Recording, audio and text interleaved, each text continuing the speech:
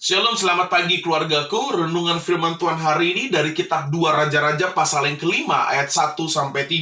Naaman panglima Raja Aram adalah seorang terpandang di hadapan tuannya dan sangat disayangi. Sebab oleh dia Tuhan telah memberikan kemenangan kepada orang Aram. Tetapi orang itu seorang pahlawan tentara sakit kusta. Orang Aram pernah keluar bergerombolan dan membawa tertawan seorang anak perempuan dari negeri Israel. Ia menjadi pelayan pada istri Naaman. Berkatalah gadis itu kepada nyonyanya, sekiranya tuanku menghadap nabi yang di Samaria itu, maka tentulah nabi itu akan menyembuhkan dia dari penyakitnya.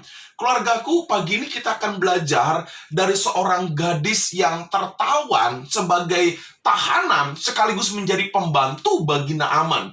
Tetapi hal yang luar biasa dari gadis ini, dia punya gaya hidup yang bersaksi.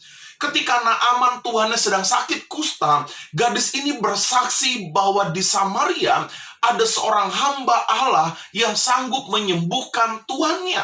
Dan dalam hal ini, saudara, si gadis bukan bersaksi tentang hebatnya hamba Tuhan, tetapi secara tidak langsung gadis ini sedang menceritakan bahwa ada Allah yang besar yang memakai hamba Tuhan. Keluargaku, dan melalui gadis inilah Naaman menerima mujizat. Melalui gadis inilah Naaman menerima kesembuhan.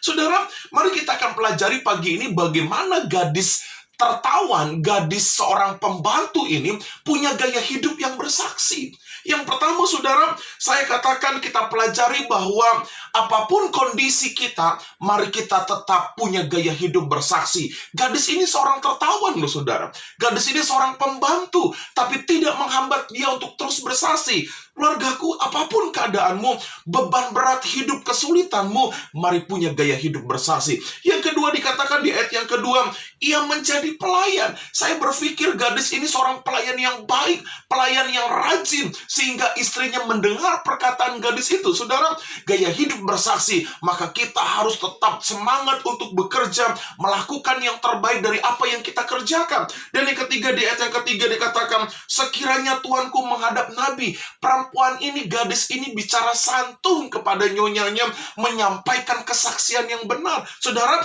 bagaimana gaya hidup bersaksi? Yang ketiga, mari milikilah teladan dalam berbicara, santun di dalam berbicara. Maka percayalah saudara, hidupmu akan diberkati dan menjadi kesaksian bagi kemuliaan Tuhan. Selamat pagi keluargaku, Tuhan memberkati kita semua. Shalom.